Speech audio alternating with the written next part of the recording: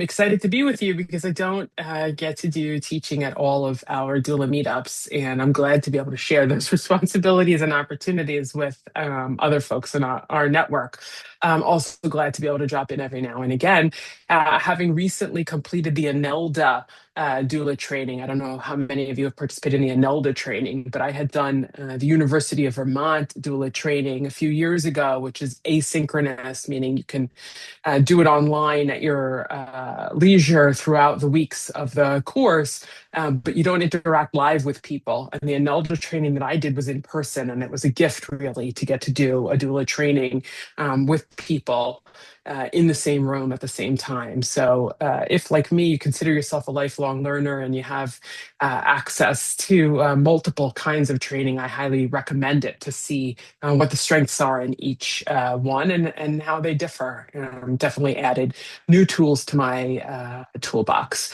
If you're not already listed on our directory, I'm just going to lift up that plug one more time. Please add yourself to our doula directory if you're doing this work and want us to help direct families to you when they reach out to us in need. Many of those families can find you themselves when you're listed on our directory. And we are also happy when people reach out to us seeking help to direct them to you through our directory. So Ria mentioned I'm going to talk a little bit about the fear of death. I know that this comes up a lot when working with people around end of life, and sometimes for ourselves in thinking about whether it's our own situations or people we are helping to guide around end of life. Fear can be a big piece of what we see as getting in the way of having the kind of ideal death we might want, or the clients we're working with, the patients we're working with might want. So I took a few pieces of Jewish wisdom to share with you. I'll present them on the screen in their original form and in translation. So what I'm about to present are a few ideas that come from the Talmud, which is the Jewish oral law, the discussions that the rabbis, the sages were having in the first few hundred centuries of the Common Era after the destruction of the temple in Jerusalem, right? The Israelite religion got its start in some ways through sacrifices that eventually were made in the temple. That's how we worshiped God. And with the destruction of the temple, first in the year 586 before the Common Era, and then again in the year 70 after the Common Era, the temple was built and destroyed twice, right? The rabbis, the sages, the scholars, the leaders of the community needed to help figure out how are we going to live our lives now that our centerpiece, the place that we went to worship God, the way we knew how to behave, was no longer accessible, was no longer possible. And we know the temple has not been rebuilt, and the beginnings of those conversations that became the oral law transmitted generation to generation in conversation eventually got written down and helped to create the body of Jewish wisdom that we call Jewish law. And in the Talmud, there are both stories and laws that are explained. So I'm going to share a few stories in which the rabbis start to think out loud about what it might feel like to die. And in this series of conversations, we see that they have some fears about the experience of dying.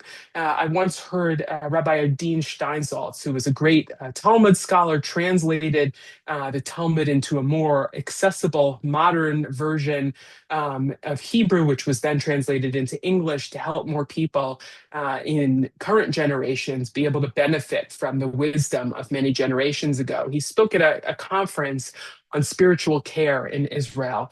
And he said up on the dais, we teachers can teach about things like love and intimacy, which he was using euphemisms for physical intimacy, because people have experienced these things. And so we're able to teach about the things that we have seen, we have read about, we have experienced, because other people have experienced it, even if we haven't ourselves experienced it. We know about things from experience, but the one thing that no teacher can teach about from experience is death, because nobody has yet come back and told us what it was like, right? Even if you have experience in things that I don't have experience in, I may be able to teach about them using your stories when we share those stories. But death is the one thing that we can't do from a place of experience. So here's what the rabbis have to say. So here we are in the Babylonian Talmud, and what you see on the right side is the original language, a mixture of Hebrew and Aramaic. And I am going to read what's on the left side in English. The words that are in bold are a direct translation of what appears in the original. And the words that are not bolded are words that an editor added to help make this make sense to us, right? The rabbis used few words once their discussions were recorded. And in order to understand it in language that we can comprehend today, we need to do a little bit of explanation. So the Gemara, the discussions that the rabbis are having, is in the midst of talking about the deaths of the righteous, the deaths of the teachers, of the sages, of the leaders at the time these conversations are happening. And one character, Rav Seorim, Rava's brother, so two characters, Rava and his brother, Rav Seorim, the word Rav means teacher, sat before Rava. So Seorim, his brother, came in front of Rava, and he saw that Rava was dozing. What do we understand from this? The original is about to die. So there are certain signs that in your doula work you may be aware of what the dying process looks like. So whatever the rabbis of that time understood dying to look like, we can imagine that Rava's brother is seeing this. Okay, he's seeing that Rava is in his decline toward death. And Rava said to his brother, Master, tell him, the angel of death, not to torment me. So Rava seems to be aware that he's dying, and he's asking his brother to pray on his behalf to tell the angel of death not to make it difficult. Knowing that Rava was not afraid of the angel of death, Rav Seorim said to him, Master, meaning my brother, my teacher, are you not a friend of the angel of death? Rava said to him, since my fate has been handed over to him, and it has been decreed that I shall die, right? This is an awareness that everyone shares. He's going to die. The angel of death no longer pays heed to me. So there's kind of this lingering, right? When is he going to die? The angel of death isn't paying heed to me because he's already decided that I'm going to die. So Seorim, the brother, said to Rava, appear to me in a dream after your death, meaning once you cross over to the other side, whatever that means for them, come back to me and tell me what was it like. And Rava appeared to him in a dream. And so Arim said to Rava, Master, did you have pain in death? And he said to him, like the prick of a knife when letting blood. So that's the key piece here. Did you have pain in death? Is it going to hurt when I die? I imagine this may be resonant for those of you who have spent time accompanying those at the end, right? Considerations of palliative care, pain management, not wanting to suffer. So even the rabbis of many, many, many generations ago were concerned that it might hurt when they die. And so the question is, once you die, if you come back to me in a dream, can you tell me, is it going to hurt when I die? And what was the example used here? Like the prick of a knife when letting blood. Now, I don't know the first thing about bloodletting, but I imagine some of you may have read a little bit more about bloodletting. What do you think about that as an example? Was death painful? A fun Ria note to your comment of the things in bold being for the purposes of understanding. Ria didn't know that when she looked at your slides, and so I changed the things that were bolded. Oh, I So realize there I should am be more words sorry. bolded. It's okay. It's true. So It's anybody just know they anything take the about bloodletting? Go I ahead. think they just take, the point of the knife to make you bleed so it'll go out. It's not like slashing you. Hmm. Great.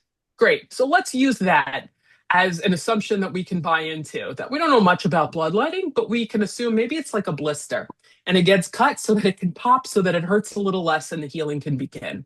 Okay, so here we have one explanation from a rabbi likening the experience of dying to bloodletting, not too painful. That's what we can assume from that. Next example, Rava said to Rav Nachman, his teacher, right? A new character introduced. Master, teacher, appear to me in a dream after your death. And he appeared to him in a dream. And Rava said to him, Master, did you have pain in death?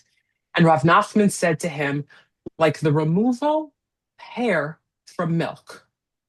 Okay, this is the second example. First was bloodletting, and the second, is it going to hurt when I die? Well, I died. I came back to you in a dream, and I told you it felt like removing a hair from milk.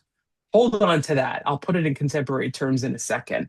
But nevertheless, were the Holy One, God, to say to me, go back to the world of the living as you were, I wouldn't want to go, right? If I had died and I had a chance to go back to the world of the living to be with my family, don't do that, because the fear of the angel of death is great, meaning greater than the feeling of dying. The fear of death is greater than the experience, than the pain of dying itself.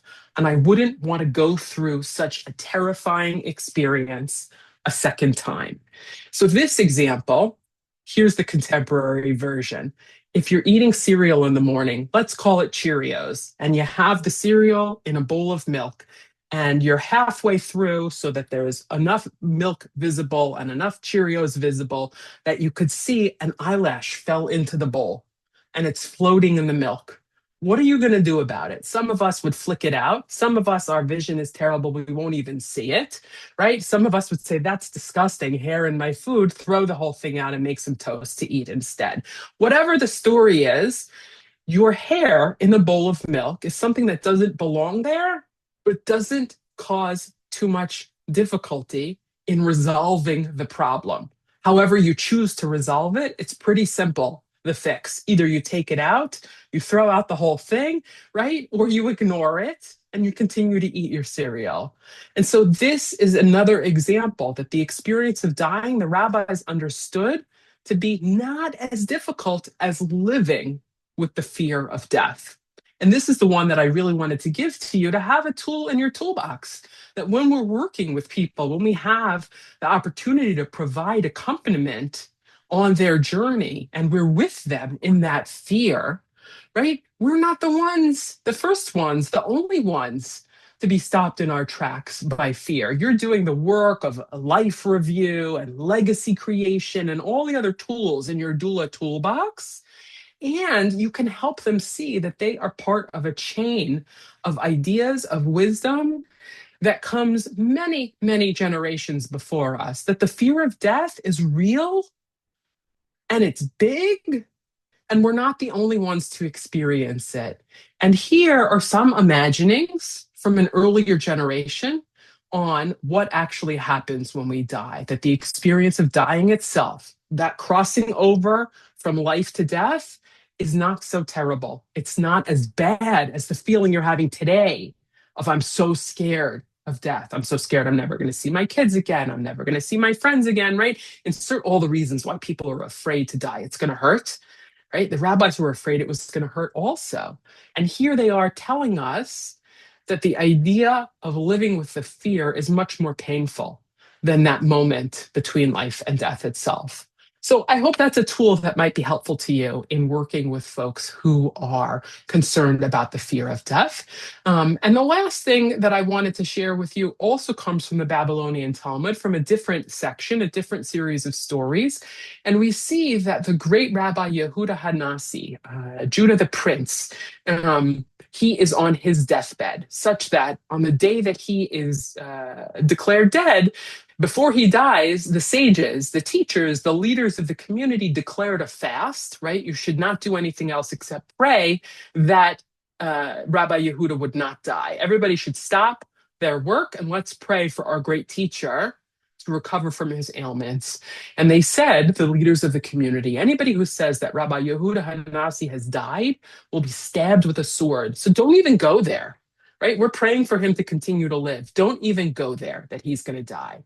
Rabbi Yehuda Hanasi's maidservant, his aide in contemporary terms, right? The woman closest to him, taking care of his bodily needs, ascended to the roof of his house. And she said, the upper realms, the heavens, are requesting the presence of Rabbi Yehuda Hanasi, right? God said, time to come home, dude. And the lower realms are requesting the presence of Rabbi Yehuda Hanasi. We here on the ground, the peers, the leaders of the community, want him to stay among us.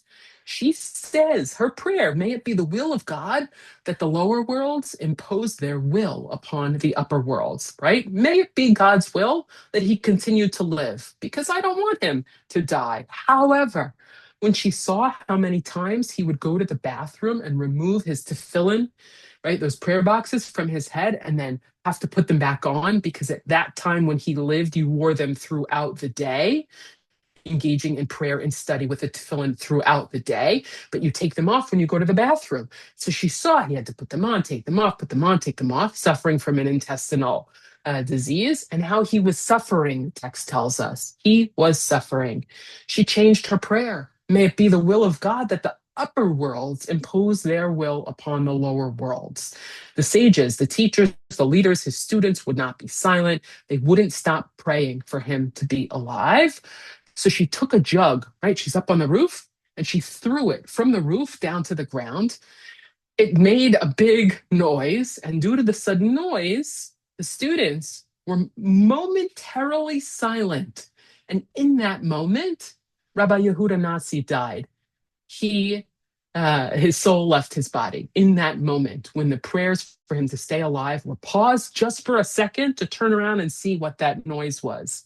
So here we see the rabbis put the power into the hands of a nameless woman to recognize the suffering, physical suffering and pain that can happen at death, and to allow natural death to happen. To allow natural death to happen, we can stop praying for recovery when the suffering is so great and allow natural death to happen. So that's just another thing that I wanted to put in your toolbox, a story to be aware of, to recognize that the rabbis knew that suffering can happen at end of life, and that we may still want to continue praying for someone to live. And yet, when we can recognize that the suffering is greater than the quality of life, maybe it's time to allow natural death to happen. The last thing, if you have a phone out, you can scan the QR code on the bottom right, is an article that we'll send to you in the follow-up from the New York Times. We'll give you the gift link. And it was written a few years ago. They interviewed a scholar at Princeton University of Judaism and Jewish wisdom, and they asked him, what does Judaism have to say about the fear of death? And his answer is that there's a lot of ideas, right? Anything that you want to find, you can find in our tradition. But there's something that you can say about Jewish tradition in general when it comes to the fear of death, is that even if you don't believe in an afterlife or God or resurrection, there's an immediate sense that our individual lives are part of something bigger, that we're part of a collective story, a meaningful narrative, people who came before us, people who will come after us, no matter what your beliefs. And that's woven throughout Jewish ideas about the fear of death. So I hope those tools can fuel your work and support you in the sacred work of accompaniment. Thanks.